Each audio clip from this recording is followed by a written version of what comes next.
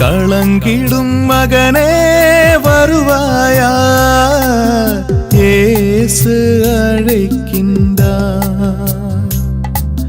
கண்ணீர் துடைப்பார், மார்போடு சேர்ப்பார், மாறாது அன்பு நம் இயேசு. கண்ணீர் துடைப்பார், மார்போடு சேர்ப்பார், மாறாது அன்பு நம் இயேசு. இயேசு கிறிஸ்துக்குள் பிரியமானவர்களே, அருமை ஆண்டவர் இயேசு கிறிஸ்துவின் பரிசுத்தமுள்ள திருப்பெயரிலே நல்வாழ்த்துக்கள். இந்த விடுதலை நேர நிகழ்ச்சி வழியாக உங்களை சந்திப்பதிலே நான் மிகுந்த மகிழ்ச்சி அடைகிறேன். ஆண்டவர் தந்திருக்கிற இந்த கிருபைக்காக ஆண்டவருக்கு உள்ளத்தின் ஆழத்திலிருந்து நன்றி கூறுகிறேன். பிரியமானவர்களே, நம்மை படைத்து பராமரித்து வழிநடத்துகிற ஆண்டவர், நம்மை தாயின் கருவத்திலே உருவாக்கி நம்மை வழிநடத்துகிற ஆண்டவர் நம்மோடு கூட பேச வேண்டுகிறார். தகப்பன் என்கிற முறையிலே நம்மோடு கூட பேச முடிகிறார்.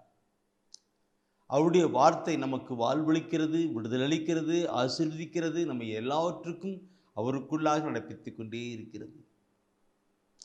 அந்த அன்பான ஆண்டவருடைய வார்த்தையை கேட்பதற்காக நம்மை நாம் ஒப்புக்கொடுக்கலாம். காலை முதல் இவன் நேரம் வரை அநேக வேலைகளை செய்து சோர்ந்து இருக்கலாம், பலவீனமாக இருக்கலாம். எல்லாவற்றையும் ஆண்டவர் சமூகத்தில் ஒப்புக் கொடுத்து அவருடைய வார்த்தையை கேட்பதற்காக கடந்து வரலாம். அன்பின் ஆண்டவரே, இந்த மாலை வேளையிலே எங்களை முற்றிலுமாய் தாழ்த்தி உங்களுடைய சமூகத்தில் ஒப்புக்கொடுக்கிறோம். எங்கள் ஆவிய ஆன்மா சரீரத்தை ஒப்புக்கொடுக்கிறோம். எல்லா விதமான பலவீனங்களையும் ஒப்புக்கொடுக்கிறோம். ஆண்டவரே, உங்களுடைய வார்த்தையை கேட்டு நாங்கள் வாழ்வாழ்க்கை கொள்வதற்காக தாழ்ச்சியோடு கூட ஒப்புக்கொடுக்கிறோம். உங்களுடைய ஆவினால் நிரப்பும், ஒருநிலைப்படுத்தும். உங்களுடைய வார்த்தையை கேட்டு வாழ்வாழ்க்கைகளை கிருபை செய்யும். ஆண்டவரே பேசும், உங்களுடைய பிள்ளைகள் கேட்கிறோம். ஆமீன், ஆமீன். பிரியமானவர்களே, இந்த நாளிலே தூய ஆவியானவர் நமக்கு தருகின்ற ஒரு அருமையான ஒரு செய்தி, ஆண்டவர் உங்களை உயர்த்துவார் என்பதுதான்.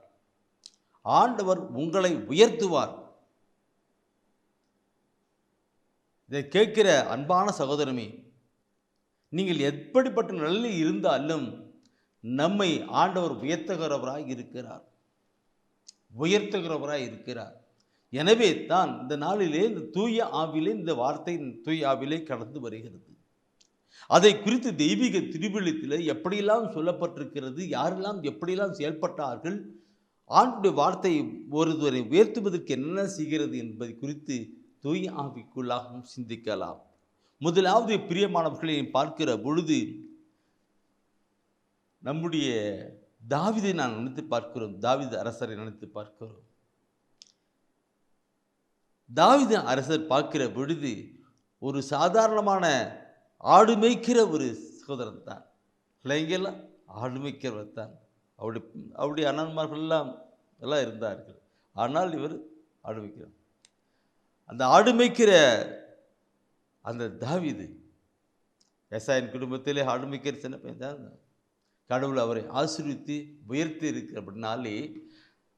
இருக்கிறார். ஒரு அரசராக உயர்த்திருக்கிறார். ஆடு மேய்க்கிறவர் அரசராக உயர்த்திருக்கிறார். அந்த ஒரு நிலையிலே தான் அந்த தாவீது அரசர் தன்னுடைய வாழ்க்கையின் அனுபவத்தை அங்கே சொல்லுகிறதை பார்க்கணும். நீங்கள் இந்த ஒன்று குறிப்பேடு எடுங்க. ஒன்று குறிப்பேடில் அந்த கடைசி பகுதி எடுங்க.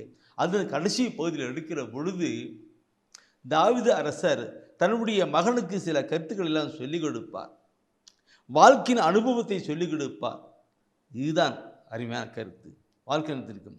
நீ எடுத்து பார்க்கணும். ஒன்று குறிப்பேடில் 29ஆம் அதிகாரத்திலே 12வது வசனத்தை 29ஆம் அதிகாரத்திலே 12வது வசனத்தை நீ பார்ப்பீர்கள் என்றால் அதில் சொல்லப்பட்டிருக்கும், செல்வமும் மாட்சியும் உம்மிடமிருந்தே வருகின்றன, நீரே அனைத்தையும் ஆள்பவர், ஆற்றலும் வலிமையும் உம் கையில் உள்ளன, எவரையும் பெருமைப்படுத்துவதும் வலியவர் ஆக்குவதும் உம் கையில் உள்ளன. பாருங்கள், வார்த்தையை எல்லாரும் பைபிள் எடுத்துருக்கிறீங்க, எல்லாம் குறித்து வச்சு படிச்சுட்டு இருக்கிறீங்க, குறிச்சிக்கிடுங்க. அந்த வசன வார்த்தையை பாருங்கள். அவர்தான் ஒருவரை உயர்த்துவது, வழிவராக்குவது, செல்வராக்குவது எல்லாம் எல்லாம் அவரிடம்தான். ஏன்? எல்லாம் நிறைந்தவர் அவர் அல்லவா? எல்லாம் வல்லவர் அவர் அல்லவா? எனவே தான் தாவீது தன்னுடைய நிலையிலே சொல்லுகிறார் அவ்வளோ மகனாக இருந்திருப்பாங்க, அப்படியே சொல்லுகின்றார். ஒரு மனிதனை உயர்த்துவது ஏன்? அவர் ஆடு மேய்க்கிறவராய் இருந்தார், இன்று அரசராக உயர்த்தியிருக்கிறார். அது மட்டுமல்ல, அந்த தாவீது பார்க்கிற பொழுது கோலியாத்தை அடித்து ஒழித்து போட்டார். வலிவர் நல்ல எல்லா நிலையிலும் இருந்தபடினால் தான் உள்ளத்தின் ஆழத்தில் இருந்து அவர் சொல்லுகிறார், எந்த ஒரு மனிதனையும் உயர்த்துவது, செல்வராக்குவது, வலிவராக்குவது உம் கையில் தானையாய் இருக்கிறது என்று சொல்லுகிறார். இந்த வார்த்தை, தாவீது சொன்ன அந்த வார்த்தை இன்று உங்களுக்கும் எனக்கும் நம் ஒவ்வொருவருக்கும் அவர் எல்லோரும் மடமையென காணப்பட்டதை கூட அவர் உயர்த்துகிறவராய் இருக்கிறார். பலவீனமான காணப்பட்டதை கூட உயர்த்தவராக இருக்கிறார். அவரால் முடியாது ஒன்றும் இல்லை. அந்த கருத்தை நாம் பார்க்கிற பொழுது என் அன்பானவர்களே, நாம் நம்முடைய வாழ்க்கையிலே ஆண்டவர்களே கேட்டு அனுபவித்து கொள்ளப்பட வேண்டும். அங்கே தாவீது சொன்னார் இல்லைங்களா, அதுக்கு அடுத்தது அவருடைய மகன் சொல்லுகின்ற கருத்தை பார்க்கணும். அடுத்தது 2 குறிப்பேடு எடுங்க. 2 குறிப்பேடுல முதல் அதிகாரத்தில் நீ பார்க்கிற பொழுது, முதல் அதிகாரத்திலே அங்கே கடவுள் அவருக்கு கடவுள் ஆண்டவர் சாலமோனுக்கு தரிசனமாகி சொல்லுகிறார், உனக்கு என்ன வேண்டும் கேள், உனக்கு என்ன வேண்டும் என்று கேள் என்று கேட்கிறார். உனக்கு என்ன வேண்டும் என்று கேட்கிறார். அப்படி கேட்கிற பொழுது அங்கே சாலமோன் சொல்லுகிற வார்த்தையை பார்க்க, அந்த 12வது வசனத்தை பார்க்கிற பொழுது அங்கே சொல்லப்பட்டிருக்கும், நான் உனக்கு ஞானத்தையும் அறிவையும் வழங்குகிறேன், அத்துடன் உனக்கு முன் இருந்த அரசர்களோ உனக்கு பின் வரும் அரசர்களோ பெறாத அளவுக்கு செல்வத்தையும் சொத்தையும் புகழையும் நான் உனக்கு தருவேன் என்றார். புகழையும் தருவேன் என்றார். நீங்க 12வது வசனத்தை படிச்சீங்க இல்லவா, அதுக்கு முன்னாடி பார்க்கிற பொழுது அந்த கடவுள் சாலமோனை நோக்கி அந்த செல்வத்தையோ சொத்தையோ மழையோ உள்ள எதுவுமே கேட்கல, ஆனால் நீ கேட்கிறது என்னன்னாக்க மக்களை ஆளுவதற்கான ஞானத்தை கேட்டிருக்கிறார், எனவே நீ கேளாததெல்லாம் நான் கொடுக்கிறேன்னு சொல்லியிருக்கிறார். என்ன கருத்துக்களை பார்க்கணும் பிரியமானவர்களை. நாம் கேட்பது இப்படித்தான். கடந்த நாட்கள் நாம் பார்க்கிற பொழுது, சென்ற வாரத்தில் பார்க்கிற பொழுது மேலானவற்றை தேடுங்கள் என்று பார்த்தோம். மேலானவற்றை பார்க்கணும். அதில் பார்க்கிற பொழுது கடவுளுடைய அரசு, முதலாவது கடவுளையும் கடவுளுடைய அரசையும் நீ சேர்த்து கேடு, அப்பொழுது மற்றது எல்லாம் உங்களுக்கு சேர்த்து கொடுக்கப்படும் என்று பார்ப்போம் இல்லைங்களா? இந்த கருத்தை அப்படியே கொண்டு வர பாருங்க. இங்கே சாலமோன் ஞானத்தை கேட்கிறார். ஞானத்தை கேட்பதனாலே அவருக்கு எல்லாவற்றையும் அவர் கொடுக்கிறார். நீ கேளாததெல்லாம் நான் சேர்த்து கொடுக்கிறேன் என்று சொல்லுகிறார். நம்முடைய வாழ்க்கையிலும் எப்படிப்பட்ட ஒரு நிகழ்வு நடக்கணும், நாம் கேட்க வேண்டிய காரியங்கள் எல்லாம் அவருக்கு உகந்ததானவாறு கேட்கணும். அவருக்கு உகந்தபோது ஆண்டவர் நம்மைத்தானே உயர்த்துவார். நம்மை உயர்த்துவது அவருடைய திருவிழமாய் இருக்கிறது. அந்த மேலான பார்க்கிற பொழுது உயர்த்துவதற்கு 3 மிக முக்கியமான ஒரு கருத்தா இருக்கும். அது நான் பார்க்கணும். முதலாவது பார்க்கிற பொழுது ஆண்டுடைய குரல் ஒலிக்கு நாம் செவி கொடுத்து கீழ்ப்படிய வேண்டும். ஆண்டுடைய குரல் ஒலிக்கு நாம் கீழ்ப்படிந்து அதன்படி செயல்பட வேண்டும். அப்பாவுக்கு பிள்ளைகள் கீழ்ப்படிந்து நடக்கப்பட வேண்டும். அப்பொழுதுதான் அங்கே அவர் அப்பா ஆசீர்வதிப்பார் இல்லைங்களா? அடுத்தது பார்க்கிற பொழுது தன்னைத்தானே தாழ்த்தப்பட வேண்டும். தன்னை தாழ்த்துகிற பொழுதுதான் நாம் உயர்த்துகின்ற நிலையை கொண்டு வர முடியும். நான் ஏற்கனவே உயர்ந்திருக்கிறேன் என்று கொண்டு வந்தால் அது கீழே போய்விடும். தன்னைத்தானே தாழ்த்தப்பட வேண்டும். தன்னைத்தானே தாழ்த்துகிற பொழுது ஆண்டவர் தானே உயர்த்துவார். 3வது பார்க்கிற பொழுது நாம் மற்றவர்களுக்கு நன்மை செய்யப்பட வேண்டும்.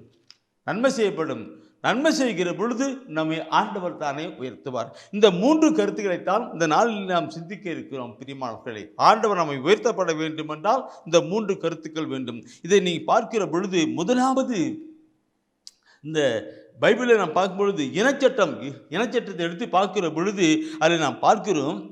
அந்த இனச்சட்டத்தினுடைய முற்பகுதி 28ஆம் அதிகாரத்தினுடைய முற்பகுதியை பார்ப்போம் என்றால் கீழ்ப்படுதலின் ஆசீர்வாதங்கள் சொல்லப்பட்டிருக்கும். கீழ்ப்படிதலின் ஆசீர்வாதம் சொல்லப்பட்டிருக்கும். அதனுடைய பின்பகுதி பார்க்கிற பொழுது சாபங்கள் சொல்லப்பட்டிருக்கும். நாம் கீழ்ப்படுகிற பொழுது, ஆண்டவருடைய குரலுக்கு நாம் கீழ்ப்படுகிற பொழுது ஆண்டவர் தாமே நம்மை ஆசீர்வித்து உயர்த்துகிறவராய் இருக்கிறார். எல்லா நிலையிலும் உயர்த்துகிறவராய் இருக்கிறார். எல்லா நிலையும் இருக்கிறார். அந்த இனச்சட்டம் 28ஆம் அதிகாரத்திலே 1 முதல் 13 வசனத்தை கீழ்ப்படி பாருங்கள். கீழ்ப்படுதலுக்கான ஆசீர் சொல்லப்பட்டிருக்கும். கீழ்ப்படுதலுக்கான ஆசீர் சொல்லப்பட்டிருக்கும். அந்த கருத்து ஒவ்வொன்றும் 1 முதல் 13 வசனம் கீழ்ப்படினான். அவருடைய குரலொலிக்கு செவி கொடுத்து கீழ்ப்படிந்து நடப்பாயானால் முதல் வசனத்தை நீ பார்ப்பது என்ன சொல்லுகிறது? முதல் வசனம் 28ஆம் அதிகாரத்திலே முதல் வசனத்தை படித்து பாருங்கள். என்ன சொல்லுகிறது? உன் கடவுளாகிய ஆண்டவரின் குரலுக்கு செவி கொடு. உன் கடவுளாகிய ஆண்டவரின் குரலுக்கு செவி கொடு. நான் இன்று உனக்கு விதிக்கும் அவருடைய கட்டளைகள் அனைத்தையும் கடைபிடிப்பதில் கருத்தாயிரு. அப்பொழுது உலகில் உள்ள மக்கள் இனங்கள் அனைத்திற்கும் மேலாக உன் கடவுளாகிய ஆண்டவர் உன்னை உயர்த்துவார். அந்த முதல் வசனம் பார்த்து எந்த கருத்தை சொல்லுகிறது? அவருடைய குரலுக்கு செவி கொடுத்து அதன்படி கீழ்ப்படிந்து நடப்பாயானால் ஆண்டவர் தானே உன்னை உயர்த்துவார். உங்க ஊரிலே, உங்க பங்கிலே, உங்களுடைய மறை மாவட்டத்திலே, பகுதியிலே ஆண்டவர் தானே உயர்த்துவார். இந்த வசன வார்த்தைகள் எந்த அருமையானது! யார் சொல்லப்பட்ட வார்த்தை? அருமை ஆண்டவர் சொல்லப்பட்ட வார்த்தை. அவருடைய என் குரலுக்கு, அவர் ஆண்டவருடைய குரலுக்கு செவி கொடுத்து கீழ்ப்படிந்தால் உன்னை ஆண்டவர் தானே உயர்த்துவார். என் அன்பானவர்களே, அந்த கீழ்ப்படிந்த ஆசீர்வாதத்துகள் 1-13 சொல்லுவா, அதை நீங்க அப்புறமால படிச்சு பாருங்க. என்னென்ன ஆசீர்வாதம் அதில் ஒவ்வொரு வசனமும். அதுக்கு நான் சொல்லும் போதெல்லாம் சில பேருக்கு நான் சொல்லுகிற பொழுதெல்லாம் முதலாவது ஒவ்வொரு ஆசீர்வாதம் என்னன்னாக்க, முதல் 1வது வசனத்தை படிக்கணும், அடுத்தது 2வது, 1வது வசனத்தை படிக்கணும், அடுத்து 3வது, அடுத்து அப்படி ஒவ்வொரு வசனத்தை படிச்சுப்போ அது ஆசீர்வாதங்களை எல்லாம் கடந்து வரும் என்று. ஒரு முறை நான் சொல்லுகிற பொழுது, இந்த செல்வத்தை எல்லாம் கொடுத்து உன்னை ஆசீர்வதிப்பார்னு சொல்லுகிற பொழுது நான் ஒரு கருத்தை நான் சொல்லணும் தூயா நடத்துகிறேன்.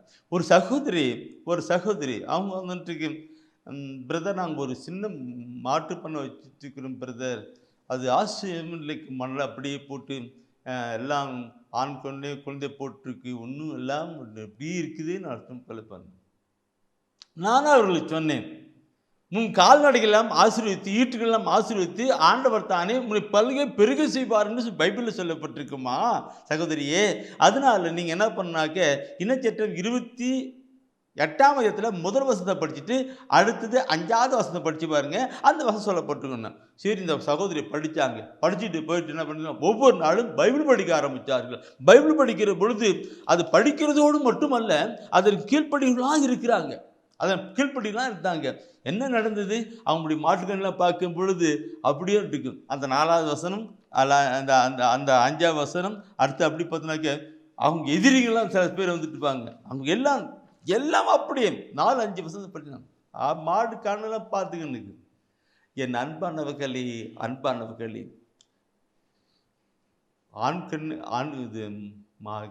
ஆண்கண்ணு அது கெடாக்கன்னு சொல்லுவாங்க, கிராமத்தில் கெடாக்கன்னு சொல்லுவாங்க. மாடு போட்டதெல்லாம் கெடாக்கன்னே போட்டாக்க பண்ணை வளருமா?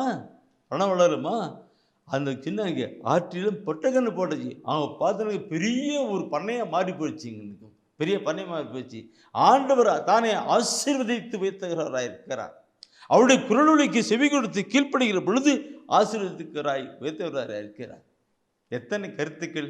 நான் அதை சொல்லுகிற பொழுது நண்பாகோலே அந்த வசனத்தை ஒவ்வொரு பகுதியும் படித்து பார்க்கணும். அந்த 12வது வசனத்தை நீ படித்து பாருங்க. என்ன சொல்லுகிறது?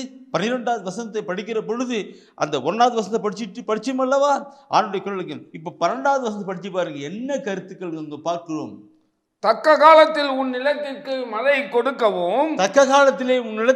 கொடுக்கவும், அதனால் நீ மேற்கொள்ளும் செயல்கள் அனைத்திற்கும் ஆசி வழங்கவும் தம் நன்மைகளின் கருவூலமாகிய வானத்தை ஆண்டவர் உனக்காக திறப்பார். பாருங்க, எல்லாம் பாருங்க. நன்மையின் கருவூலமாகிய வானத்தை ஆண்டவர் உனக்காக திறப்பார். நன்மையின் கருவூலமாகிய வானத்தை உனக்காக திறப்பார். நீ பல்வேறு இனத்தாருக்கும் கடன் கொடுப்பாய். நீயோ கடன் வாங்க மாட்டாய். கருத்துக்களை பார்க்கணும் பிரியமானவர்களே. ஆண்டுடைய குரலொலிக்கு கீழ்ப்படிந்து நடக்கும் என்றால், நான் இந்த முன்ன சொன்னது அல்லவா, ஒரு மாட்டு பண்ணைங்க அது ஒன்று இருக்கு. இல்லைங்களா? இங்கே பார்க்கிறோம், நீ பல்வேறு இனத்தாருக்கு கடன் கொடுப்பாய், உன் இடத்திற்கு தக்க காலத்திலே மழை பொழியும்படி முடியாது. தக்க காலம் நீங்கள் ஒரு விவசாயம் பண்ணிட்டு இருக்கிறீங்க, அது கரெக்டாக இருக்கலாம். அதே வேளையில் வேற ஏதாவது ஒரு தொழில் செஞ்சுட்டு இருக்கிறோம், அந்த தொழில் ஆசீர்வாதமாக கடந்துவதற்காக தக்க காலத்திலே மழை பொழி செய்து ஆசீர்வாத மழை பொழி செய்து, அதனால் நீ மேற்கொள்ளும் செயல் எல்லாம் அனைத்தும் ஆசிரிக்கப்பட்டு, நீ செய்கிற எல்லாத்தையும் ஆசிரிக்கப்பட்டு, நீ பல்வேறு இனத்தாருக்கு மற்றொரு கடன் கொடுப்பாய். எனக்கும் சிந்திக்கணும் சகோதரமே, சிந்திக்கணும். நீ நம்முடைய வாழ்க்கையில் நம்முடைய மக்களை பார்க்கிற பொழுது அநேக மக்கள் கடன் பிரச்சனை, வட்டியை கூட கட்ட முடியல, கடன் பிரச்சனை, வட்டி கூட கட்ட முடியல. எப்படி? நம்முடைய அப்பா பெரிய செல்வந்தராய் இருக்கிற பொழுது, அவர் கோட்டி அப்படியே இந்த அன்ற சராசரம் எல்லாம் அவர் தான் இருக்கிற பொழுது, அப்பா அப்படி இருக்கும் பொழுது அவருடைய பிள்ளைகளாக இருக்கிற நாம் ஒரு கடன்காரனாக ஏழையா எப்படி இருக்க முடியும்?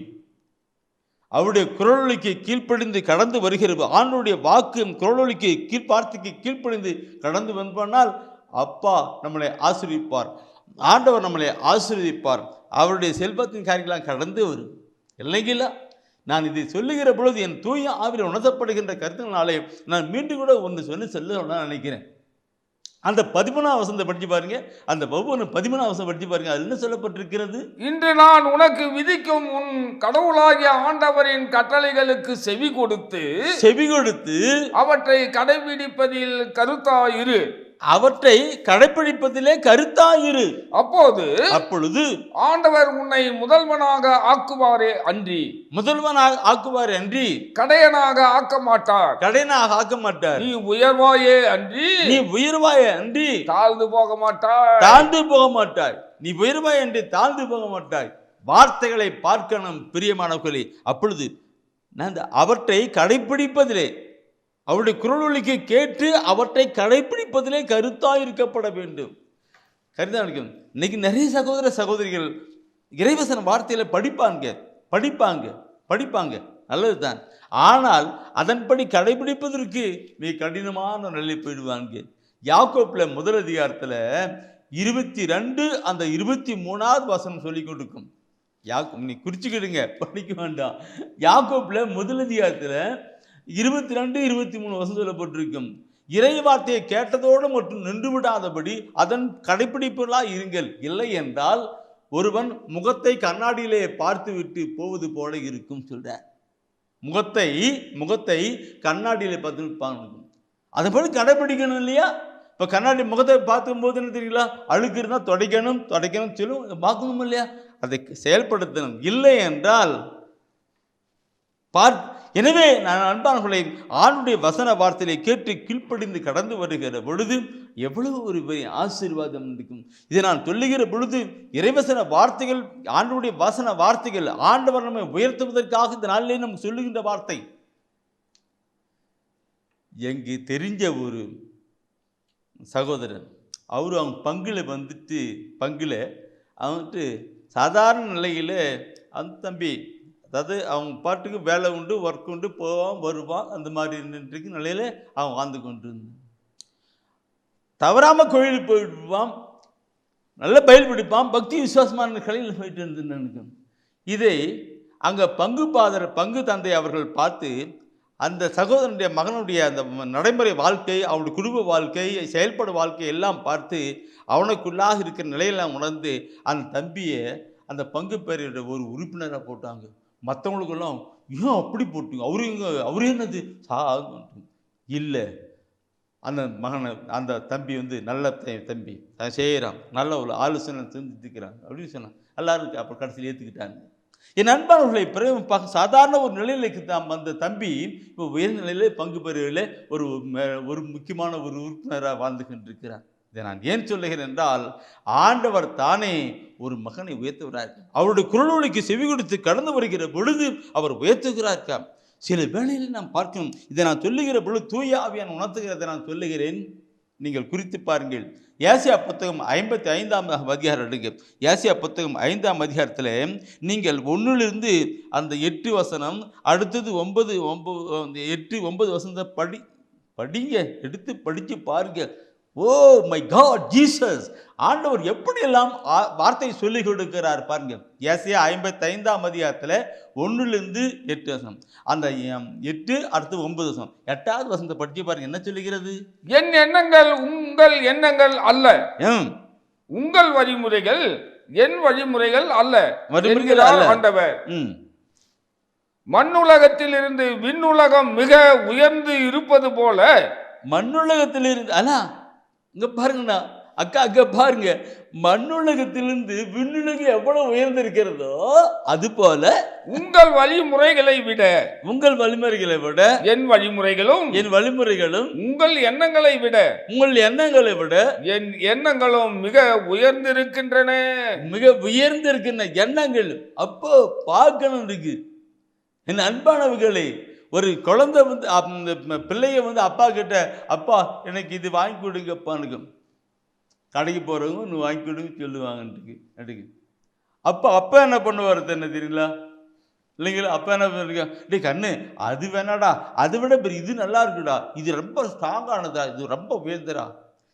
இவனுக்கு தெரியாது இல்லைங்களா? இவன் சாதாரண நிலையில் ஒரு பொம்மை உண்டு, ஆனால் அதை விட உயர்ந்ததான காலையில் அப்பா வாங்கி தரார். அது இங்கே பார்க்குற பொழுது சாதாரண மனிதனாக இருக்கிற நாமளே நம்முடைய வாழ்க்கையில் செய்கிற பொழுது எல்லாம் வல்லவரும் எல்லாம் நிறைந்தவரும் உயர்ந்தவரும் வல்லவரும் அற்புதரும் அதிசயமானவருமாகிய ஆண்டவர் நம்ம எப்படி செய்வார்?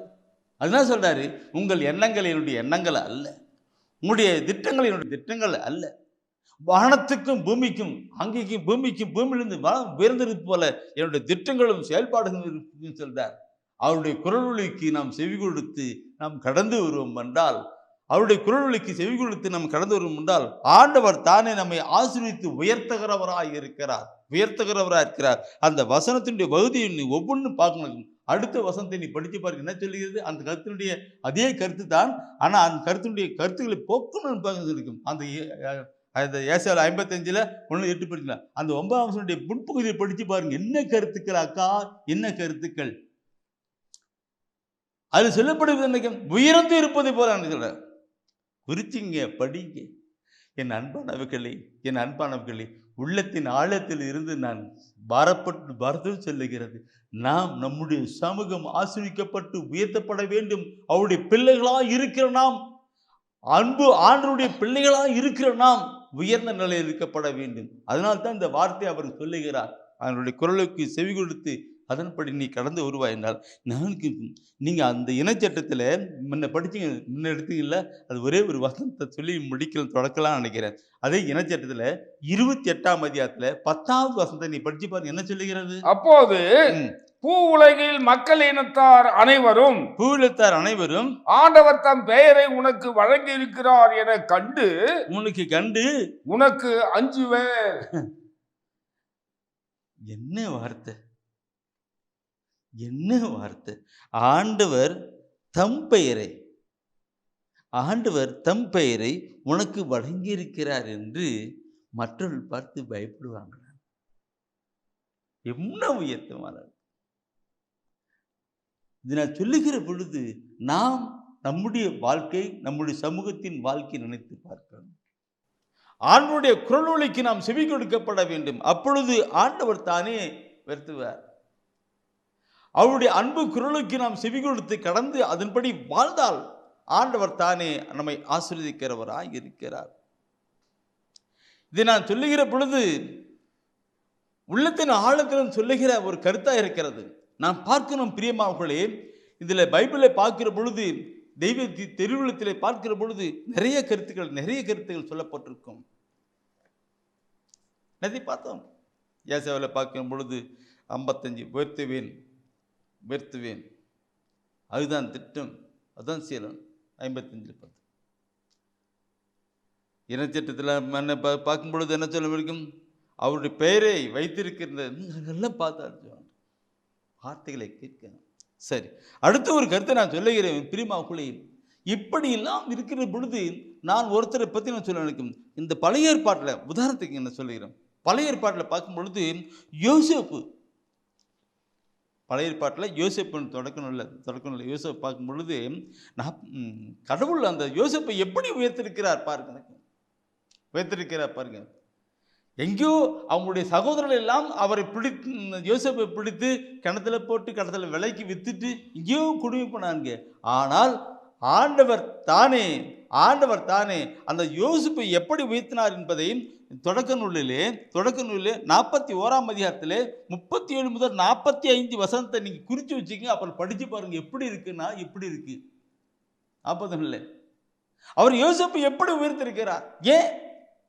அவருடைய குரல், கடவுளுக்கு பயந்து ஒரு பரிசுத்தமான ஒரு வாழ்க்கை வாழ்ந்து அவருடைய குரலுக்கு செவி கொடுக்கிற ஒரு மகனாக இருக்கிறபடினால்தான் யோசேப்பை ஆண்டவர் உயர்த்தினார். யோசேப்பு எங்கே? யோசேப்பு நாட்டை ஆளுகிற அதிகார நிலையிலே அவர் கொடுத்தார். நான் முன்ன சொன்னேன் இல்லைங்களா, கடவுள் அவருக்கு உனக்கு பேரை வச்சிருக்கிறார், அதனால உயர்த்துவாங்க இல்லைங்களா. பார்க்கணும். யோசேப்பை கொடுங்க. அது அப்படியே அவர்கள் தானியேல் எடுத்து பாருங்க. தானியேல் எப்படி? தானியேல் ஆண்டவருக்கு பயந்து ஒரு பரிசுத்தமான ஒரு வாழ்க்கை, எப்பொழுதும் ஜெபிப்பதிலே அவர் சட்டம் திட்டம் வந்த பொழுதும் கூட அவர் ஜெபிப்பதிலே தவறப்பே 3 வேளையும் எருசலேம் நோக்கி அவர் ஜெபித்திருந்தார். கடவுள் அவரோடு கூட இருந்தார். கடவுள் அவரோடு கூட இருந்தபடியினாலே கடவுள் ஆண்டவர் தானே அந்த தானியேலை உயர்த்தினார். பார்க்கணும், உயர்த்தினார். நீ அப்படியே பழைய ஏற்பாடு முதல் நிறைய இடத்துல பார்க்கலாம். அது எப்படி ஆசிரியர் தேர்த்திருக்கிறான். புதிய ஏற்பாட்டில் பார்க்கும் பொழுது அன்னை மரியாள் அவங்க என்ன சொன்னாங்க? இந்த உலகம் கண்டிராத கேட்டிராத வார்த்தையைத்தான் வானதொழியால் வழி வந்தப்பட்டது. அந்த மரியாள் என்ன சொன்னாங்க? தாய் மரியாள் என்ன சொன்னாங்க? இதோ உம்முடைய வார்த்தையின்படி எனக்கு ஆகட்டும் என்று சொன்னாங்க. ஆண்டுடைய குரலொலிக்கு செவி கொடுத்து கீழ்ப்படிந்தார்கள். எனவே மீட்பராம் இயேசு கிறிஸ்துவை ஈன்றெடுத்தார்கள். எலிசபெத் அம்மா சொல்லுவாங்க, எலிசபெத் தந்திக்கு போகும்போது சொல்லுவாங்க, ஆண்டுடைய தாய் என்று சொல்லுவாங்க. ஆண்டுடைய தாய், பேறு பெற்றவள், எல்லா தலைவரும் பேறு பெற்றவள் அங்கே சொல்லி கொண்டு எலிசபெத் அம்மா வாழ்த்தி போட்டுறாங்க. அந்த வயிற்றில் இருக்கும் பொழுதே வாழ்த்தி போட்டுறாங்க. ஆண்டுடைய குரலொலிக்கு செவி கொடுத்ததுனாலே அந்த தாய் உயர்த்தப்பட்டாங்க. இன்று நீங்களும் நானும் நாம் ஒவ்வொருவரும் ஆண்டுடைய குரல் ஒலிக்கு செவி கொடுக்கணும், கடந்து கீழ்ப்படிந்து கடந்து வரணும். அப்பொழுது ஆண்டவர் உயர்த்துவார். இது நான் சொல்லுகிற நிலைகளிலே, நான் சொல்லுகிற பொழுது அநேக நிலைகள் பாதிக்கப்படலாம். நான் உதாரணத்துக்கு ஒரு கருத்தையை சொல்லுகிறேன். அன்னை மரியாள் இந்த உலகம் கண்டிராத கேட்டிராத வார்த்தையை தான் அவன் கேட்டாங்க. இதோ உடைய வார்த்தையின்படி எனக்கு ஆகட்டும் என்று சொல்லி கடந்து போனாங்க. அதனால உயர்த்தப்பட்டாங்க. நான் ஒன்று சொல்லட்டுமா? இந்த மத்தியில் பார்க்கும் பொழுது, நீ பலிபீடத்தில் காணிக்கை செலுத்த வருகிற பொழுது முதல்ல அங்கே வச்சுட்டு முதல்ல போயிட்டு யார்கிட்ட சமாதானம் இல்லை அவங்களோட சமாதானம் செஞ்சுட்டு அப்புறமா செய்ய சொல்லுவாங்க. செய்ய முடியுமா? அப்படி செய்யும் பொழுது ஆண்டுடைய ஆசீர்வாதம் கடந்து வரும். உன்னுடைய தனிப்பட்ட வாழ்க்கையிலே, உன்னுடைய குடும்ப வாழ்க்கையிலே, எதிர்பார்க்கிற காரியங்களே கடந்து வரும். ஆண்டவர் தானே உன்னை உயர்த்துவார். ஆண்டவர் உதாரணத்துக்கு நான் சொன்னேன். இருக்கு மன்னிக்குது, சமாதான வார்த்தையெல்லாம் கடவுள் சொல்லுகிற வார்த்தை. எனக்கு நான் சகோதரோடு கூட சில ஊழியெல்லாம் போகிற பொழுது அந்த மக்கள், இந்த கிராமத்து மக்களோடு அப்படி சொல்றது, இப்படி விளக்கமாக அப்படி சொல்லுவோம். நடைமுறை வாழ்க்கையிலே சொல்லுவோம். இறைவன் சொல்வது சமாதானமே,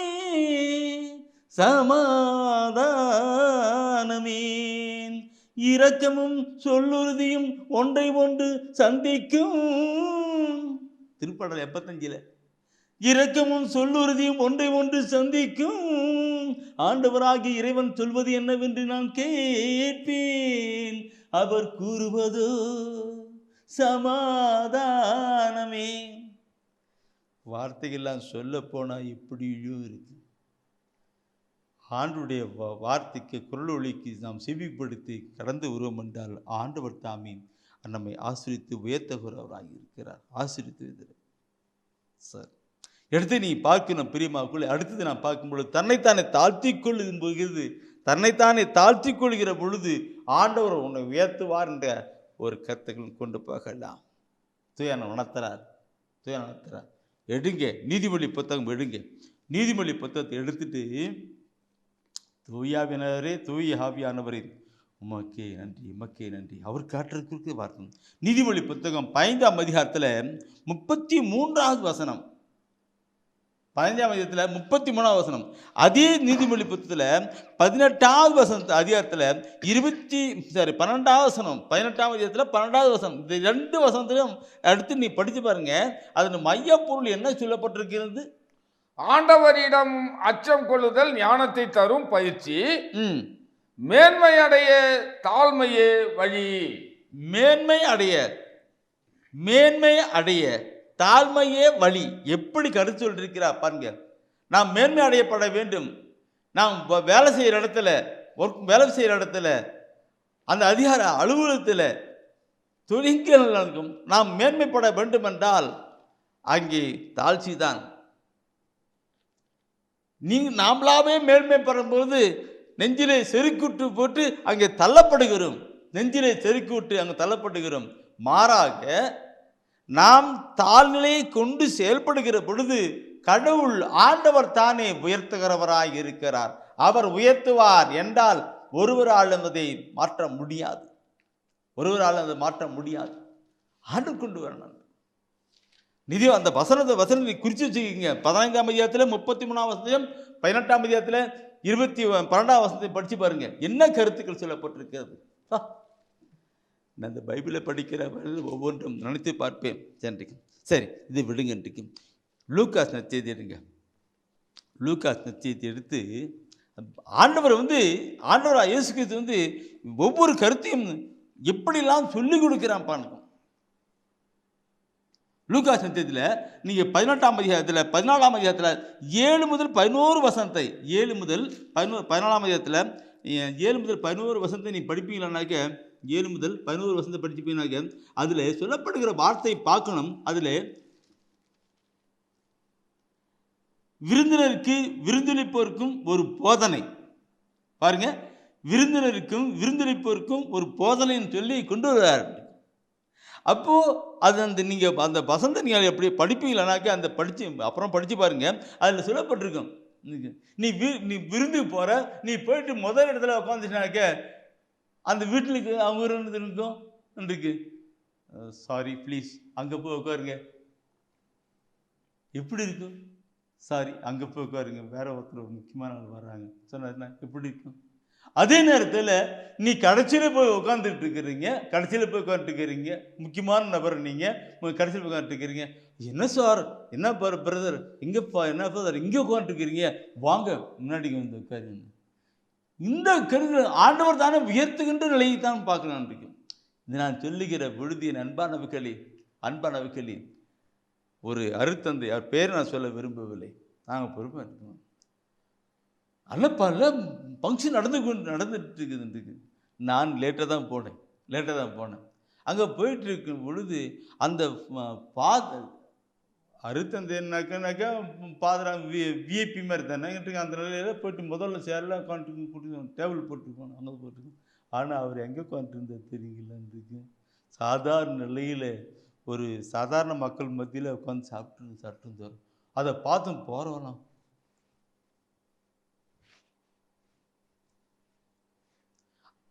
அவரை அப்படியே உயர்த்துறாங்க. மேலே முன்னாடி போய் உட்காரச்சின்னு உயர்த்தது அப்பாற்பட்டது. எல்லா மக்களும் அவரை தன் உள்ளத்திலே உயர்த்தினார்கள். என்ன ஃபாதர் பார் அப்படின்னு அந்த உள்ளத்திலே அவர் உயர்த்தினார்கள். சேர்ல உட்கார்ந்து அப்பாற்பட்டது, மாறாய் உள்ளத்திலே உயர்த்தினார்கள். அதுதானே பெரியது. எந்த கருத்துக்கு நான் சொல்லுகிற பொழுது என் உண்மையிலேயே என்னை உள்ளம் புல்லரிக்கின்றது. இன்றைக்கும் நீங்கள் அப்படியே நீ பார்ப்பினாக்க அதே நான் பார்க்கணும். அதே லூக்காஸ் நற்செய்தியில் இதில் பார்த்தீங்கன்னா அதில் 14-17 பார்த்துருக்கோம். அதே 18ஆம் அதிகாரத்தை படித்து பாருங்க. இல்லை 18ஆம் அதிகாரம் எடுங்க. அந்த 18ஆம் அதிகாரத்தில் எடுத்து குறிச்சிக்கிடுங்க. 18ஆம் அதிகாரத்தில் 10 முதல் 14 வசனம். 18ஆம் அதிகாரத்தில் 10லேருந்து அதில் கூட ஒரு அருமையான வார்த்தை சொல்லிட்டு இருப்பாங்க. 10லேருந்து இன்றைக்கும் 10-16 வசனம் பாருங்க. அதில் சொல்லப்பட்டிருக்கு, பரிசேயரும் வருத்தண்டவரும் அப்படி சொல்லிட்டு அப்படியே வராங்கன்றிருக்கு. அதில் சிறு பிள்ளைகளுக்கு ஆசிரியர் அந்த வார்த்தையை பார்க்கணும் பிரியமானவர்களை பார்க்க போகணும். நான் படிக்கலாம், 14 வசனத்தை படிக்கணும்னு நினைக்கிறேன்.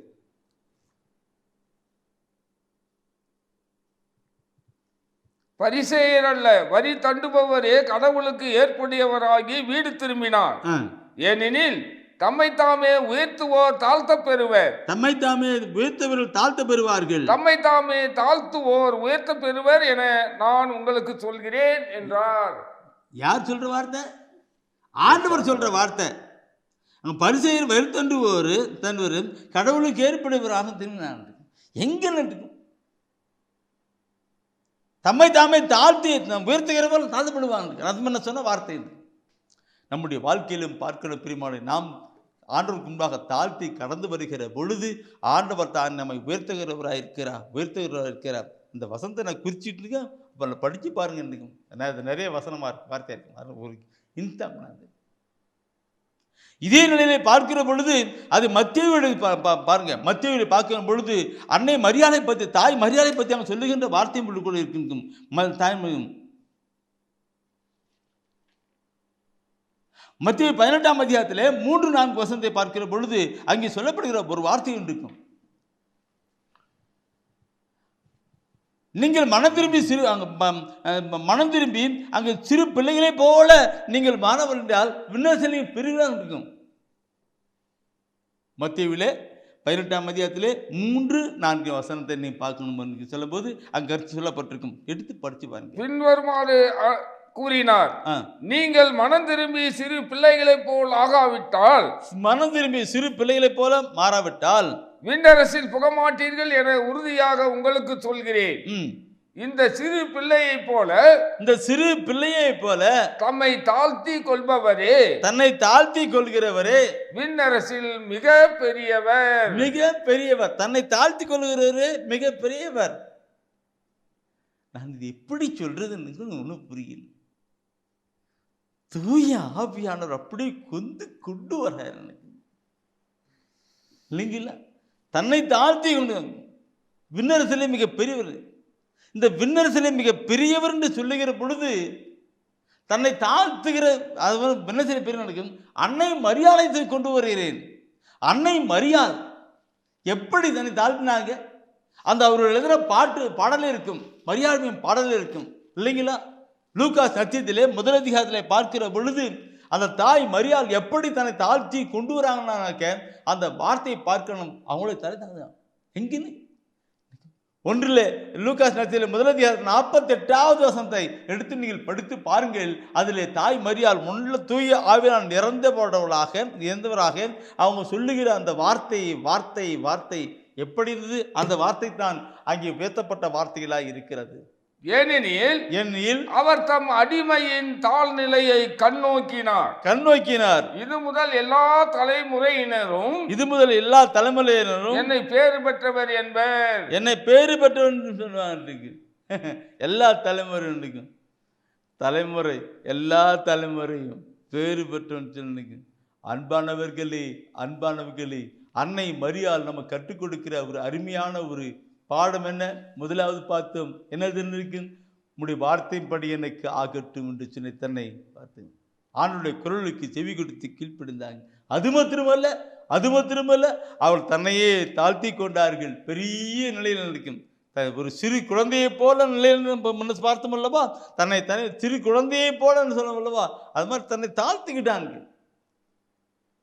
இன்று நம்முடைய வாழ்க்கையில் தாழ்த்துதல் என்கிற கருத்துக்கள் வரணும். நான் இந்த இறைவசன வார்த்தைகளை படிக்கிற பொழுதெல்லாம் என்னுடைய உள்ளத்தில் காலத்தில் எனக்கு பாடம் கற்பிப்பதாகவே இருக்கும். வார்த்தை இப்படி சொல்லுகிறது, நீ எப்படி இருக்கிறாய் என்று பாடம் இருக்கும். உடனே அந்த வார்த்தைக்கு நான் கீழ்ப்பிடிந்து கடந்து போகும். அப்பொழுது ஆண்டவர் தானே நாம் அந்த வார்த்தைப்படி உன்னை உயர்த்துவாங்கிற நிலையிலே கடந்து வரும். அன்பானவர்களே, இது நான் சொல்லுகிற பொழுது ஒரு சிறிய சாட்சியத்தை நான் உங்களோடு கூட நான் பகிர்ந்து கொள்ள விரும்புகிறேன். தாழ்ச்சியின் கொள்ளப்பட்டபடி நான் சொன்ன ஒரு அருத்தந்தையை சொன்ன இல்லைங்களா, இதே நிலையில் வேற ஒரு நிலை சொல்லுகிறேன். ஒரு சகோதரன் அவர் உயர்ந்த நிலையில் இருக்கிறவர்,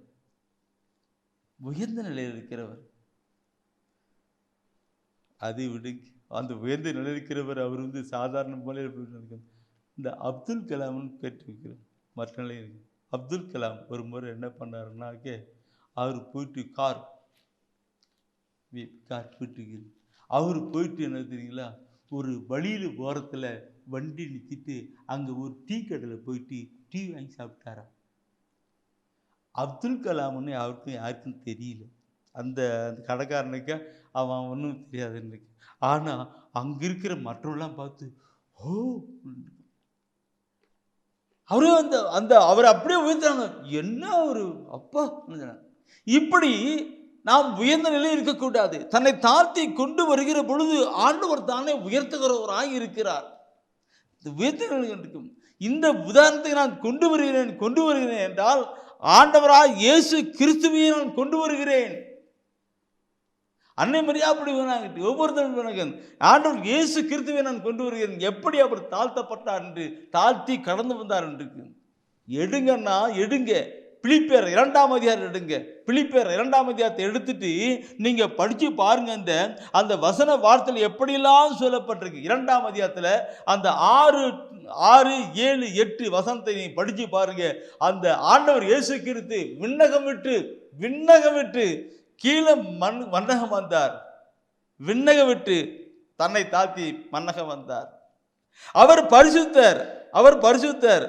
பரிசுத்தராய் இருந்தும் நம்முடைய பாவிகளுக்காய் கடந்து வந்தார். எந்த வசனத்தை எடுங்க, படிச்சு பாருங்க. அந்த ஆண்டவர் இயேசு கிறிஸ்து இன்று நாளிலே நம்ம கற்றுக் கொடுக்கிற ஒரு அருமையான ஒரு பாடம் என்ன? தன்னை தாழ்த்தி கொள்ளப்பட வேண்டும் என்பதுதான். எடுக்கலாம், படிக்கலாம். கடவுள் வடிவில் விளங்கிய அவர் கடவுளுக்கு இணையாக இருக்கின்ற நிலையை வலிந்து பற்றி கொண்டிருக்க வேண்டியது ஒன்றாக கருதவில்லை. ஆனால் தம்மையே வெறுமையாக்கி அடிமையின் வடிவை ஏற்று மனிதருக்கு ஒப்பானார். மனித உறவில் தோன்றி சாவை ஏற்கும் பாவிகளாகிய நமக்காக சாவை ஏற்கும் அளவுக்கு, அதுவும் சிலுவை சாவியை ஏற்கும் அளவுக்கு கீழ்ப்படிந்து தம்மையே தாழ்த்தி கொண்டார். அந்த வசனம் என் உள்ளத்தை தொட்ட வசனம், என் உள்ளத்தில் பதிந்து கொண்ட வசனம். நான் ஒவ்வொரு நாளும் அந்த வசனத்தை கடந்து போகணும். என் அன்பானவர்களே, நாம் உயர்த்தப்பட வேண்டும் என்றால் அந்த அருள்நாதர் இயேசு கிறிஸ்து எப்படி செயல்பட்டார் என்பதை பார்க்கணும். அதன்படி நாம் கடந்து வரணும். நம்முடைய வாழ்க்கையில கடந்து வரணும். தாழ்ச்சியின் கொண்டு வரணும். அவர் உயர்த்துவார். இதுக்கு எத்தனையோ சாட்சிகள் நான் சொல்லணும். பைபிள் சொல்லப்பட்டிருக்கும். இன்றைக்கு படி இறைவசன வார்த்தையை கேட்கிற பொழுது, அதன்படி கீழ்ப்படிந்து கடந்து வருகிற பொழுது நீ தாழ்ச்சி கொண்டு மகனாக கடந்து வா. அந்த இயேசுடைய ஆவி எனக்குள் வருகிற பொழுது நான் உண்மையாகவே ஒரு தாழ்ச்சியுள்ள மகளாய் கடந்து வருவேன்.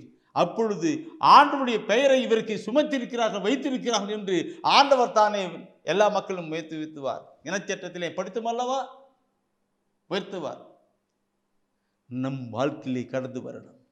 ஆணுடைய வசன வார்த்தைகளை கடந்து பிடிக்கிற பொழுது அவர் தாமே நம்மை உயர்த்துவராக இருக்கிறார். அந்த 2ஆம் அதிகாரத்தில் 6ஆம் அதிகாரத்தில் இந்த 6ஆம் வசனத்தில் 8, 9, 8 அடுத்து தொடர்ந்து நான் பார்க்கலாம். பெருமாளே நேரம் கடந்து வருகிறது. என் அன்பானவர்களே, நான் உள்ளத்தின் ஆழத்தின் சொல்லுகிறேன். இந்த நாட்களிலே நாம் வாழ்கிற பகுதியிலே நம் கிறிஸ்து அவன்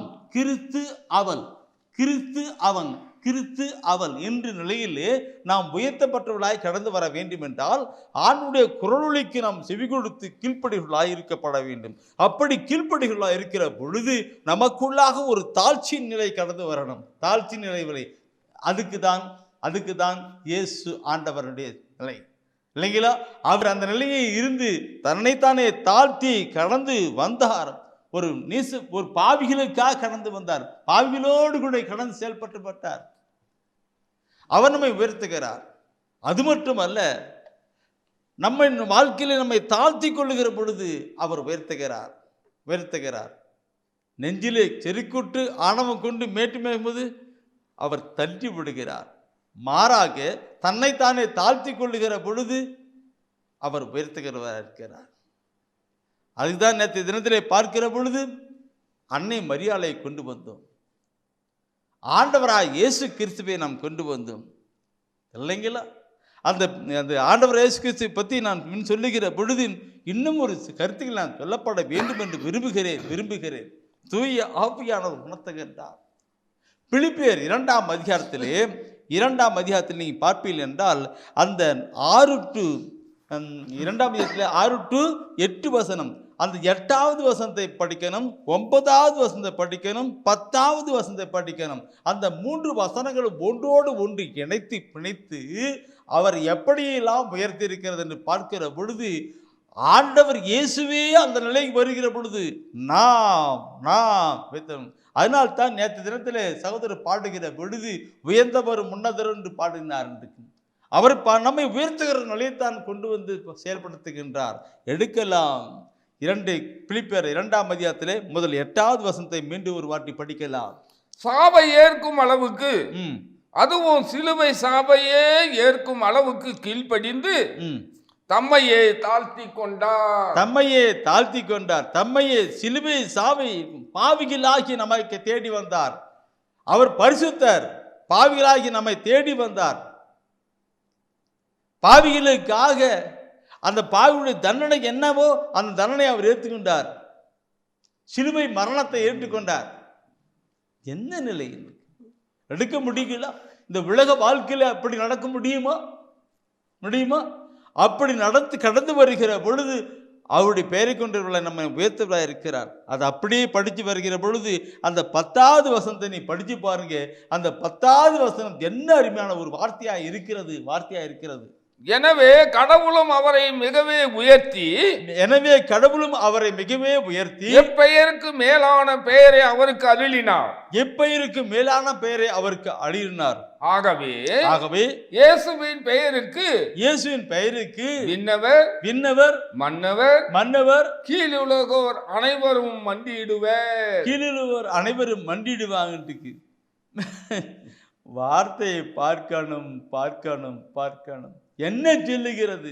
அவருடைய திருப்பெயருக்கு, இயேசு என்கிற திருப்பெயருக்கு விண்ணவர் மன்னவர் கீழுள்ளவர் அனைவரும் மண்டிடுவாங்க இல்லைங்களா? இதை குறித்து நாம் சிந்தித்து நாம் கடந்து போனாலும் நிறைய சிந்திக்க வேண்டிய தூயான உணர்த்திட்டு எங்கேயோ வெற்றி போயிருப்பார். உன்னதமான காரியங்கள் அவருடைய திருப்பெயருக்கு. நான் இதை சொல்லுகிற பொழுது தூய உணர்த்ததுனால ஒரு வார்த்தையை நான் சொல்லுகிறேன். கடந்த கொஞ்ச நாட்களுக்கு முன்பாக ஒரு சகோதரியிடம் ஃபோன் பண்ணேன். பிரதர், எனக்கு ஜொம்மே பண்ண முடியதில்லை பிரதர், தூக்கமாக வருகிறது பிரதர், தூக்கமாக வருது, நான் ஜெபமே பண்ணுவேன், தூக்கம் அப்படியே உட்காந்தாக்க கொட்டாயாக வருது, அப்படி இப்படி நிறைய ஜெபிக்க முடியாத நிலையில் அவங்க சொன்னாங்க. நான் சொன்னேன், எப்படி? பிலிப்பியர் 2ஆம் அதிகாரம் 10வது வசனம் படிச்சு பாருமா. அவருடைய பெயருக்கு விண்ணவர் மன்னவர் கீழ் அனைவரும் மண்டிடுவான்னு சொல்லப்படு. நீ முட்டி போட்டினாவே எல்லாம் அவுட். ஏன்னா அண்ட சராசரம் எல்லாம் அவர் லிங்கப் ஆயிடுச்சுமா. நீ முட்டி போட்டா போதுமா, பல்லவத்தின் கதவு திறந்துடுமா. எல்லாம் அண்ட சரதப்பெல்லாம் முடிஞ்சு பிசாதான் ஓடி போயிடுமா. நீ முட்டி போட்டு கொண்டோம்மா, முட்டி போட்டு கையை உயர்த்தம்மா, ஜெபம் பண்ணம்மா, ஆட்டோமேட்டிக்கானு. நான் சொல்லுகிற பொழுது அவங்களுடைய அந்த சகோதரி என்ன இவரு இப்படி பேசுறாருன்னு நினச்சிப்போம். முட்டி போடலை நாள் திருப்ப அதே நிலை வந்தனால சரி இந்த பிரதர் சொன்னார் முட்டி போடலான்ட்டு முட்டி போட்டாங்க. முட்டி போடுகிற பொழுது என் அன்பானவர்களே அவருடைய வாழ்க்கையில பெரிய காரியங்களை அவர்கள் பார்த்தாங்க. முட்டி போட்டு அவன் ஜெபம் பண்ணும்போது ஆண்டவரே இயேசுவேன்னு பெயர் இருக்குது, இயேசுக்காக கையை உயர்த்து முட்டி போட்டு கையை உயர்த்துகிற பொழுது அவளுக்குள்ளாக இறை பிரசன்னம் மூடி மறைத்தது. எல்லா இந்த தீய ஆவிகளிலும் தோம்புகளும் எல்லாம் அகன்று போனது. வாழ்க்கையில் கடந்து வந்தார். அந்த சகோதரி அடுத்து நான் சொன்னேன், பிரதர் நான் நாள் நான் சொன்னதுக்கு நான் அலட்சியப்படுத்தி விட்டேன், நீ சொல்கிற வார்த்தை நான் அலட்சியப்படுத்திட்டேன், என்ன இவர் அப்படி இருக்குன்னு சொல்கிறார். ஆனால் அடுத்த நாள் நான் முழங்கால் போட்டேன். முழங்கால் போடுகிற பொழுது இருக்கும் அதன் ஆம்பிரியமானவர்களே, ஆண்டவர் இயேசு கிறிஸ்துவை கடவுள் அப்படியா உயர்த்தினார். இன்று உங்களையும் என்னையும் நம் ஒவ்வொருவரையும் உயர்த்த அவர் திருளமாயிருக்கிறார். அவரை போல அந்த கிறிஸ்து அவனாக நாம் கடந்து வருகிற பொழுது நாம் உயர்த்தப்பட்டவர்களாயிருப்போம். உண்மையான ஒரு கிறிஸ்து நிலை வந்து வருகிற பொழுது உயர்த்தப்பட்டாக்கும். இதெல்லாம் சொல்லி பண்ணும்போது நிறைய சொல்லணும், பார்க்கணும். இது எடுங்க தயவுசெய்து. நீதிமொழி 10 எடுத்து பார்த்தீங்கன்னா 18ஆம் அதிகாரத்தில் எடுத்துக்கிட்டானே. இப்போ 29ஆம் அதிகாரத்தில் அந்த 23வது வசனம், 29ஆம் அதிகாரம் அந்த வசனம் நீதிமொழியில் நிறைய சொல்லப்பட்டிருக்கோம். அதில் இப்போ 29ல் 23வது வசனம் எடுத்து படித்து பாருங்க. என்ன சொல்லுது? தாழ்மை உள்ளம் ஒருவரை உயர்த்தும். தாழ்மை ஒருவரை உயர்த்தும். தாழ்மை ஒருவரை உயர்த்தும். மேட்டுமை ஒருவரை தாழ்த்தும். இருமாப்பு ஒருவரை தாழ்த்தும். கருத்துக்கள் இல்லைங்களா? இருமாப்பு தான்கிற கர்வம் ஆணவம் இருந்தால் அவுட் பண்ணிட்டு. எனவே அன்பான சகோதரமே இறை வார்த்தையை கேட்டுக்கொண்டிருக்கிற சகோதரமே, நமக்குள்ளாக ஒரு தாழ்ச்சியை கொண்டு வருவோம். ஆண்டவர் நம்மை உயர்த்தப்பட வேண்டும் என்று அவர் விரும்புகிறார். அதனாலே இந்த வார்த்தையை நமக்கு சொல்லுகிறார், மகனே மகளே உன்னை நீ தாழ்த்திக்கொள், நான் உன்னை உயர்த்துவே. கடந்து வரணும். சரி, அடுத்து ஒரு கருத்து என்ன தெரியுங்க? நன்மை செய்யப்பட வேண்டும். நன்மை செய்வரை ஆண்டவர் தானே உயர்த்துகிறார். நன்மை செய்கிற பொழுது ஆண்டவர் தான். தெய்வீக திருவள்ளுவத்தில் சொல்லப்பட்ட ஒவ்வொரு வசன வார்த்தையும் பார்க்கிற பொழுது எத்தனை அறிவான வார்த்தைகள் இருக்கும். ஆண்டவர் தானே உயர்த்துகிறார். இந்த ஆண்டவர் தானே உயர்த்துகின்றார் பார்க்கும் பொழுது தொடக்க நூல் 4ஆம் அதிகாரத்தை நான் முதல்ல கொண்டு வருகிறேன். நன்மை செய்யணும் தொடங்க. அப்போ ஆண்டவர் தானே உயர்த்துகிறார். தொடக்கம் 4ஆம் அதிகாரத்தை நீங்கள் பார்க்கிற பொழுது அந்த 7வது வசனம் சொல்லுகிற ஒரு அருமையான ஒரு கருத்தை செஞ்சிருக்கும். ஆண்டவர் இயேசு அந்த காயின் ஆபேலோட நிலையிலே அங்கே சொல்லுகிறார். காயின் கிட்ட சொல்லுகிறார். ஆபேல் கருத்து எடுத்து அந்த காயினிடம் சொல்லுகிறது. வார்த்தையை பார்க்கணும். நீ 4ல் 7 தொடக்க நூல் 4ல் 7வது வசனம் படிச்சு பாரு. என்ன சொல்லிருக்கும்? நீ நல்லது செய்தால் உயர்வடைவாய் அல்லவா. நீ நல்லது செய்தால், நன்மையான வார்த்தையை நன்மையான செயல்பாட்டை நீ செய்தால் நீ உயர் அடைவாய் அல்லவா. நீ நல்லது செய்யாவிட்டால், நீ நன்மை செய்யவிட்டால் பாவம் உன்மேல் வேட்கை கொண்டு உன் வாயில் படுத்திருக்கும். நீ அதை அடக்கி ஆள வேண்டும். பார்க்கணும் பிரியமானவர்களே. நீ நன்மை செய்தால் நன்மை என்பது ஆண்டவரிடமிருந்து வருகிறது. அதை நாம் செஞ்சால் ஆண்டவருடைய காரியங்கள் நமக்குள் செயலாக்கி கொண்டே இருக்கிறது. அப்போ ஆண்டவர் நம்மை உயர்த்துகிறார் இருக்கிறார். நன்மை முதல்ல ஆண்டவருடைய குரலுடைய கீழ்ப்படிதல், தாழ்ச்சி கொண்டு இப்படி இல்லாமல் கொண்டு வருகிற பொழுது ஆண்டவர் நம்ம உயர்த்துகிறார் இருக்கிறார். நன்மை செய்கிற பொழுது இந்த காயம் நீ அது செய்யவில்லை என்றால் பாவம் ஒன்று வேக்கை கொண்டு படுத்திருந்து பிடிச்சி கொண்டு போயிட்டு சொல்லி கொடுக்கிறார். இதெல்லாம் அனைத்து பார்க்கணும் இருக்கும். நன்மை செய்யணும் பெரியமார்களே. நன்மை செய்கிற பொழுது கடவுள் ஆசிரித்து உயர்த்துகிறவராக இருக்கிறார். இதை நான் சொல்லுகிற பொழுது ஹோலி ஸ்பிரிட் ஆஃப் ஜீசஸ் யாக்கோப் எடுத்து நீ படித்து பார்க்கணும். அதில் ஒரு வார்த்தை சொல்லப்பட்டிருக்கும்.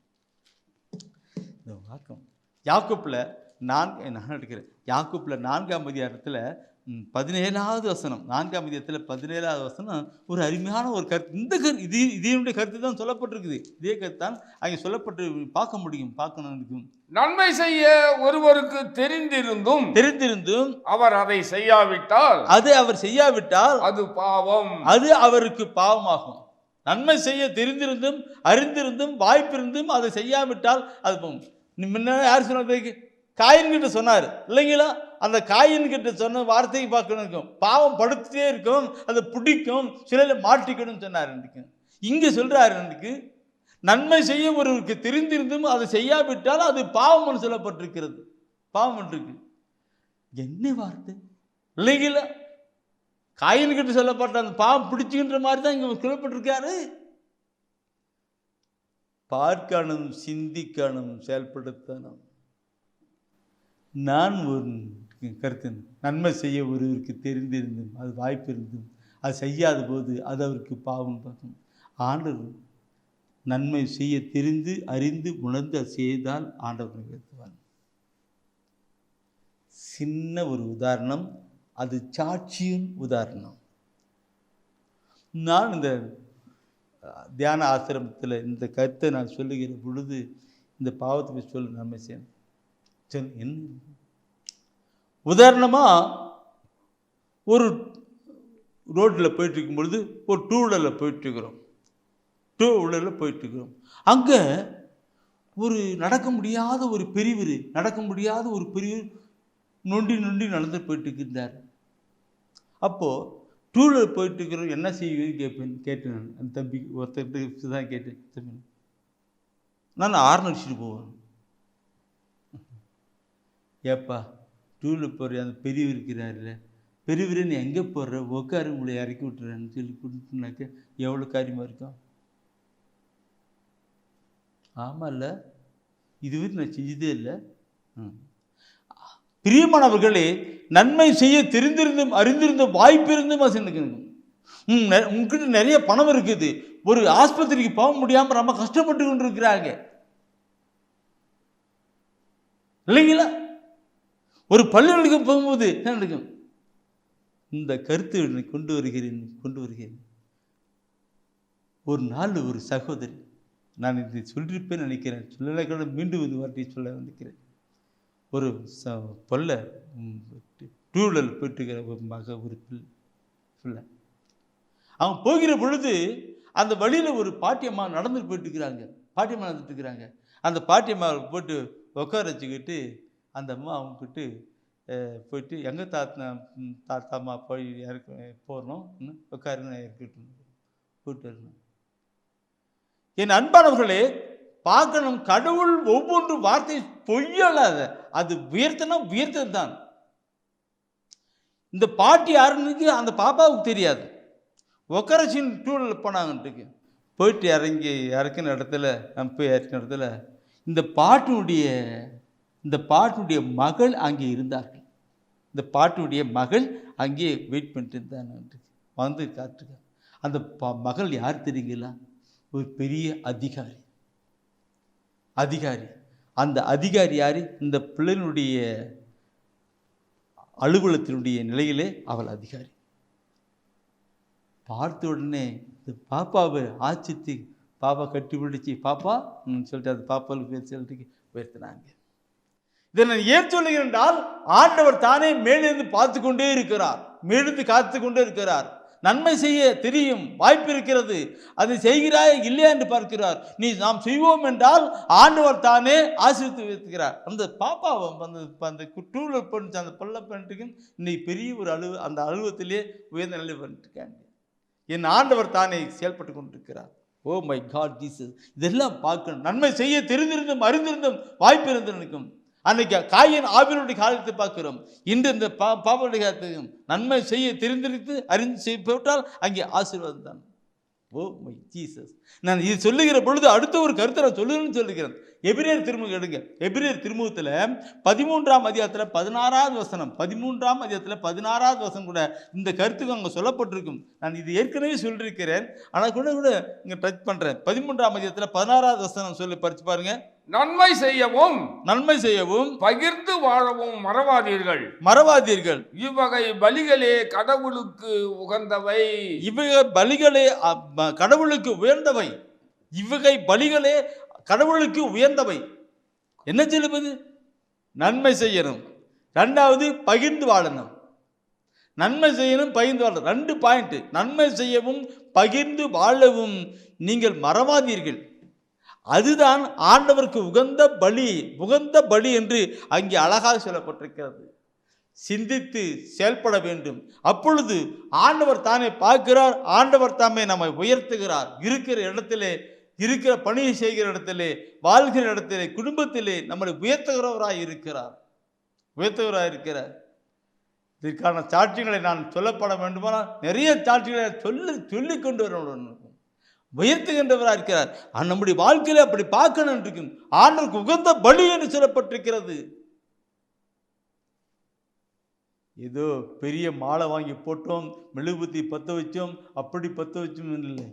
இந்த கருத்துக்கள் நேற்று தினம் சொன்ன அதே கருத்துக்களை கொண்டு வந்து பார்க்கணும். நன்மை செய்ய தெரிந்து கடந்து வருகிற பொழுது அது நமக்கு இருக்குது. இன்னைக்கு நமக்கு நிறைய பொருளாதாரம் இருக்கிறது. ஏழை எளியவர்களுக்கு அனாதைகளுக்கு கொடுக்கணும். அது ஒரு உன்னதமான பலி. அவர்களோடு பகிர்ந்து வாழணும்.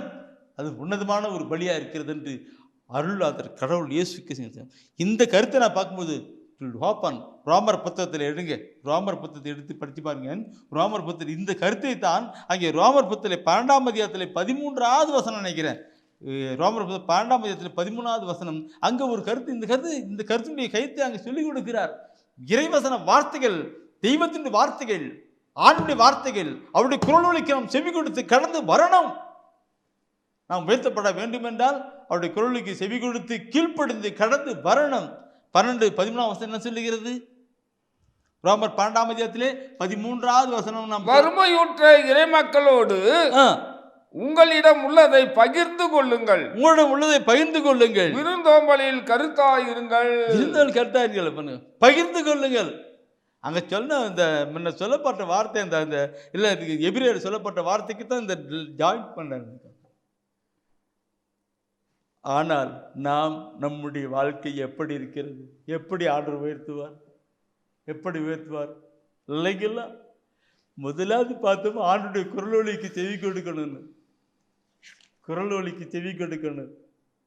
ஆண்டுடைய அருள் வாக்குக்கு செவி கொடுத்து நாம் கடந்து வந்தா உயர்த்துவார். இல்லைங்களா? இரண்டாவது நான் பார்த்து என்ன பார்த்து தன்னை தாழ்த்தணும். கிறிஸ்து இயேசு தன்னை தாழ்த்தியது போல நாம் தாழ்த்துகிற பொழுது நாம் ஆண்டவர் தான் நம்மை உயர்த்துகிறவராக இருக்கிறார். மூணாவது நாம் பார்க்கிற பொழுது தம்முடைய செல்வத்தின் நம்மை நன்மை செய்யணும். நன்மை செய்த கொண்டு வரணும். பகிர்ந்து நன்மை செய்ய நடக்கும். ஒவ்வொரு கருத்தும் சொல் செயல் நடத்தை பொருளாதாரத்திலே நாம் நன்மையான காரியங்களை செய்யப்பட வேண்டும். நன்மையான காரியங்களை செய்யப்படும். அப்படி செய்கிற பொழுது ஆண்டவர் நம்மை உயர்த்துகிறவராய் இருக்கிறார். நான் சொல்லுகிற பொழுது தூயாவன் உணர்த்துகிறபடினாலே நான் மீண்டும் ஒரு கருத்து கொண்டு வருகிறேன். நீதிமொழி புத்தகம் எடுங்க. நீதிமொழி புத்தகம் 3ஆம் எடுக்கணும். நீதிமொழி புத்தகம் 3ஆம் அதிகாரத்தில் 27வது வசனத்தை நீங்க எடுத்து படிச்சு பாருங்க. அது சொல்லப்படுகிற வார்த்தை என்ன? உன்னால் நன்மை செய்ய கூடுமாயின் தேவைப்படுவருக்கு அந்த நன்மையை செய்ய மறுக்காதே. அந்த செய்ய மறுக்காதே. ஓ மை காட் ஜீசஸ், என்ன கருத்துக்கள்! உன்னால் நன்மை செய்ய கூடுமாயின், அதான் முன்ன சொன்னது இல்லைங்களா? நன்மை செய்ய அறிந்திருந்தும் வாய்ப்பிருந்தும் அது செய்யாத போதுன்னு சொல்ல கருத்தோடு கூட லிங்க் அப் பண்ணுவாங்க.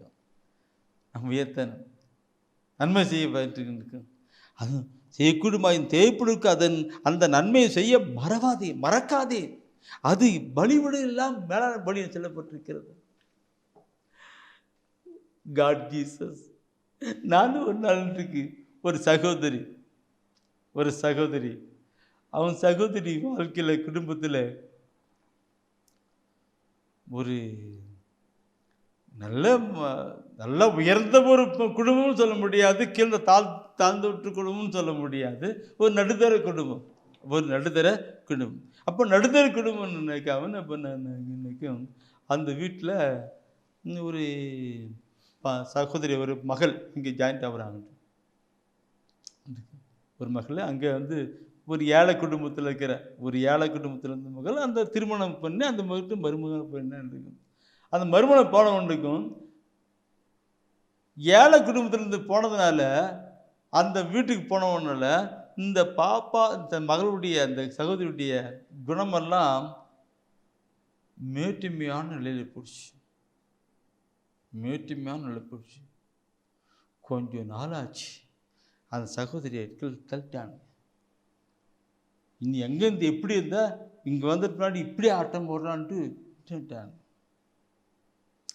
இந்த சகோதரி என்ன பண்ணாங்கன்னா ஒரு தியானத்துக்கு அட்டம் பண்ணாங்க.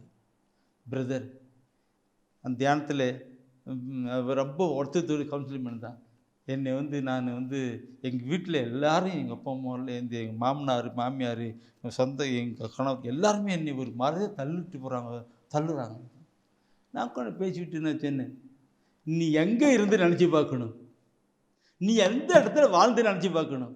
நீ இப்போ இந்த இடத்துக்கு வந்த பின்னாடி உன்னையே நீ உயர்த்தி கொண்டாய், தண்ணிலே செருக்கு மேட்டுமை வந்துருச்சு. அதனால் தான் ஆண்டவர் நான் அடித்து உன்னை கீழே தள்ளுறார். ஆனால் நீ கீழே இருக்கிற நிலையிலே கொண்டு வந்தால் உன்னை ஆண்டவர் உயர்த்துவார்.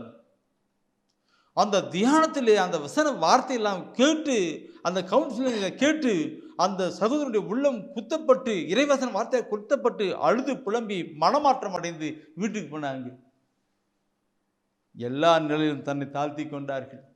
எல்லா 2, 3, 4 அப்படி மாதங்கள் கடந்து வர பிறகு மேலே குடும்பத்தில் இருக்கிற எல்லாருக்கும் அந்த பிள்ளை மேலே நல்ல ஒரு பாசம் உண்டானது. அந்த மகள் மீது பாசம் உண்டானது. அந்த பாசம் உண்டான பின்னாடி அந்த மாமியார் தான் எல்லாம் வீட்டில் இருக்கிற அந்த சைன் வைக்கிறது இருக்கும். அந்த சைன் வைக்கிறதுக்கு கண்ணு உன்ன மாதிரி ஒரு நல்ல பிள்ளை எனக்கு கொடுத்தது ஆண்டவர் தாண்டி கண்ணுன்னு சொல்லிட்டு அந்த பிள்ளை பொறுப்பெல்லாம் படித்தாங்க. இதை நான் சொல்ல வேண்டும் என்றால் நிறைய சொல்லப்பட வேண்டும். என் உள்ளத்தின் அவ்வளத்தினை கருத்தாக இருக்கிறது. நம்மை கடவுள் வார்த்தை உயிர் உள்ளது, ஆற்றல் மிக்கது. அது சொல்லுகிறது அப்படித்தான். அதான் என்ன படுத்தும் யாசியாவில் பார்க்கும் பொழுது படுத்தவில்லை பக்கம். அதாவது நினைக்கும் உங்கள் எண்ணங்கள் என்னுடைய எண்ணங்கள் அல்ல, உங்களுடைய திட்டங்கள் என்னுடைய திட்டங்கள் அல்ல. வானத்துக்கும் பூமிக்கும் எவ்வளவு உயர்ந்திருக்கிறதோ அப்படியே என் திட்டங்களும் செயல்பாடு இருக்கும் என்று சொன்னார் அல்லவா. நாம் பார்க்கணும் இருக்கும். ரோமர் 10 12ஆம் அதிகாரத்தில் 21வது வசனத்தை 12ஆம் அதிகாரத்தில் 21வது வசனத்தை படித்து பாருங்க. அதில் என்ன சொல்லப்பட்ட வார்த்தையை நீங்கள் பார்க்கிற பொழுது உங்களுக்கு தெரியும். இருக்கும் 12ஆம் அதிகாரத்தில் 21வது வசனம், தீமை உங்களை வெல்ல விடாதீர்கள், தீமை உங்களை வெல்ல விடாதீர்கள், நன்மையால் தீமையை வெல்லுங்கள், நன்மையால் தீமையால் வெல்லுங்கள். என்ன கருத்துக்கள்! இதை கேட்டுக்கொண்டிருக்கிற என் அன்பான சகோதரமே, நம்முடைய வாழ்க்கையை பார்க்கணும். நாம் ஆண்டவர் நம்மை உயர்த்தப்பட வேண்டும் என்றால் அவர் எதிர்நோக்கி கொண்டிருக்கிறார். நம்மை உயர்த்தப்பட வேண்டும் என்று அவர் எதிர்நோக்கி இருக்கிறார். அதனால் தான் இந்த வார்த்தையை நமக்கு தருகிறார். இந்த வார்த்தையோடு நம்மோடு பேசுகிறார். மகனே மகளே, நான் உன்னை உயர்த்தப்பட வேண்டும் என்றால் என்னுடைய குரல் ஒலிக்கு செவி கொடுத்து கீழ்ப்படிந்து கடந்து வா. First point. 2வது பாயிண்ட் அவர் சொல்லுவது என்ன? உன்னை நீ தாழ்த்திக்கொள். தாழ்த்துகிற பொழுது நீ உயர்த்தப்படுவாய். நீ எந்த நிலையில் பேருக்கு தாழ்த்த நினைக்கூடாது, உள்ளத்தின் ஆழத்திலே கொண்டு தாழ்த்து, அப்பொழுது நீ உயர்த்தப்படுவாய். 3வது, முன்னால் முடிந்த அளவுக்கு நன்மை செய். எந்த அளவுக்கு நன்மை செய்யுமோ அந்த அளவுக்கு நன்மை செய். அப்பொழுது ஆண்டவருக்கு நீ பலி செலுத்துகிற ஒரு மகனாக இருப்பாய். ஆண்டவர் உயர்த்திப்பான்ட்டு இந்த நாளிலே தூய ஆவியா நமக்கு தருகின்ற வார்த்தையை பார்க்கணும். ஒப்புக்கொடுக்கலாமா? கண்களை மூடுவோமா? நேற்று தொடர்ந்து செய்தி கேட்டுக்கொண்டிருக்கிறீர்கள் அல்லவா? ஒவ்வொரு வசன வார்த்தையும் உங்களுடைய உள்ளத்தை கடந்து வந்திருக்கிறல்லவா? ஆண்டவருடைய திருக்கரங்களை அப்படியே ஒப்புக்கொடுங்க. ஆண்டவரை என்னை ஒப்புக்கொடுங்க. ஆண்டவர் உங்களை அப்படியே உயர்த்துவார். நாம் சொன்னோம் அல்லவா, யோசேப்பை உயர்த்தது போல, தானியேலை உயர்த்தது போல, அன்னை மரியாதை உயர்த்தது போல ஆண்டவர் உங்களை உயர்த்துவார். கீழ்ப்படி கடந்து வரணும். ஒப்புக்கொடுங்க. ஆண்டவருடைய திருக்கரத்தில் ஒப்புக்கொடு. ஆண்டவரே என்னை ஒப்புக்கொடுக்கிறேன். ஆண்டவர் உங்களை ஒரு குழந்தை போல உயர்த்துகிறதை பார்க்க முடியும். அப்பா என்னை முழுவதும் அர்ப்பணித்தேனையா, உயிரோடு இருக்கும் நாளெல்லாம் உமக்கு சொந்தமையா. அப்பா என்னை முழுவதும் அர்ப்பணித்தேனையா, உயிரோடு இருக்கும் நாளெல்லாம் உமக்கு சொந்தமையா. அர்ப்பணித்தேன், நான் அர்ப்பணித்தேன். உடைய வார்த்தையை கேட்டு அதன்படி நடப்பதற்கு என்னை அர்ப்பணிக்கிறேன். அர்ப்பணித்தேன், நான் அர்ப்பணித்தேன். ஆமாண்டவரே, நீர் எப்படி தாழ்மையாய் கடந்து வந்தீரோ அதே போல நானும் தாழ்ந்து கடந்து வர என்னை அர்ப்பணிக்கிறேன். அர்ப்பணித்தேன், நான் அர்ப்பணித்தேன். இந்த உலக வாழ்க்கையில் எனக்கு எவ்வளவோ கொடுத்திருக்கிறேன், ஆனால் மற்றவர்களுக்கு நன்மை செய்யவே இல்லை. இனி வருகிற நாட்களில் நன்மை செய்து நான் கடந்து வர ஒப்பு கிடைக்கிறேன். அர்ப்பணித்தேன். எல்லாம் அப்படி கைகளை உயர்த்துங்க, ஒப்பு கொடுங்க. ஆண்டவர் இந்த நாளிலே உங்களை உயர்த்துவார்.